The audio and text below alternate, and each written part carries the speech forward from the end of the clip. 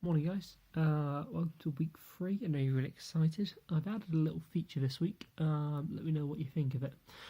So we're going to start with me versus Mo. It's going to be a very tough one to judge.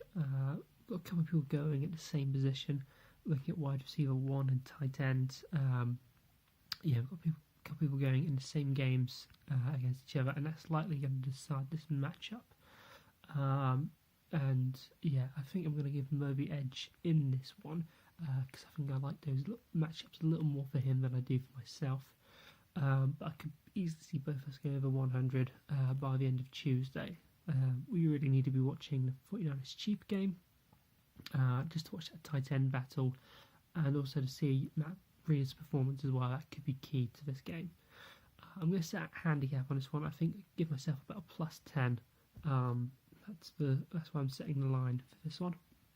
Next, we move on to Phil v. Tread. Tread having a tough time. He started 0-2 so far this season, and he's been sexually harassed by this koala bear. So he's going to be hoping he can finally get some good news this week. This, I think, might finally be the week. He's got some very good matchups. He's got Robinson going against the Cards defense, and Aglahorget. He's got Carson Wentz back as his quarterback. Phil, on the other hand, has got a couple, quite difficult matchups this week, and interesting stats for you here.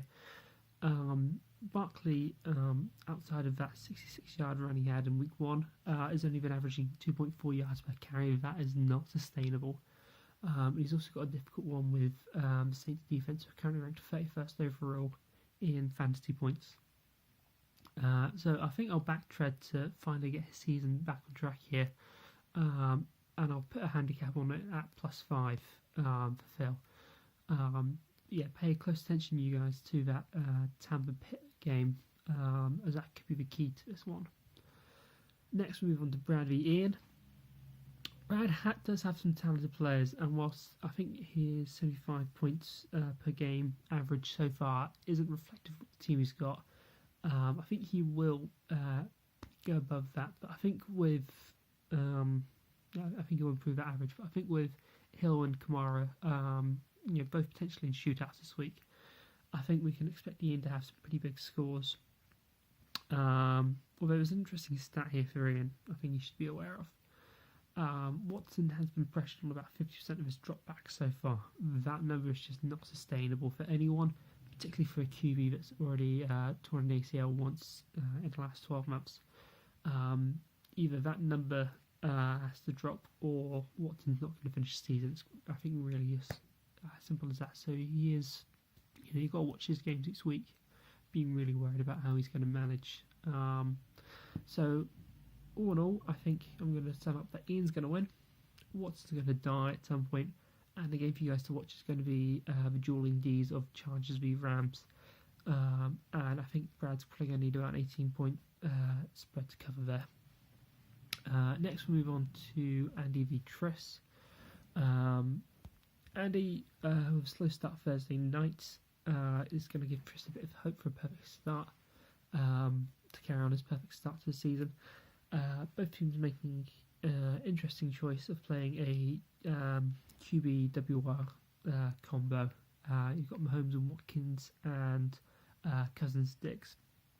It's a risky strategy because it comes with double reward, but also double failure as well.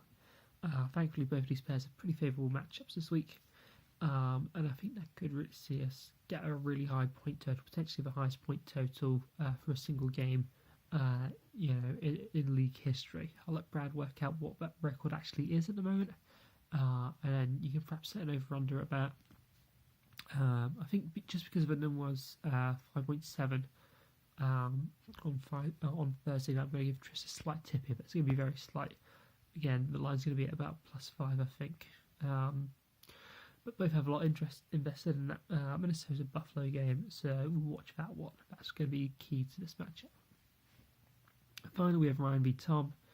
Ryan obviously started a wrong running back on Thursday night, leaving potential 15 extra points on the bench.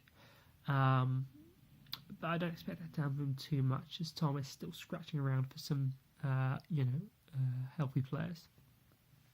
If Gordon isn't available to go, the Pats have already said that he's not a sure thing to start. Goodwin is going to be a game time decision as well. Then Tom's potentially going to be struggling to field a legitimate lineup this week.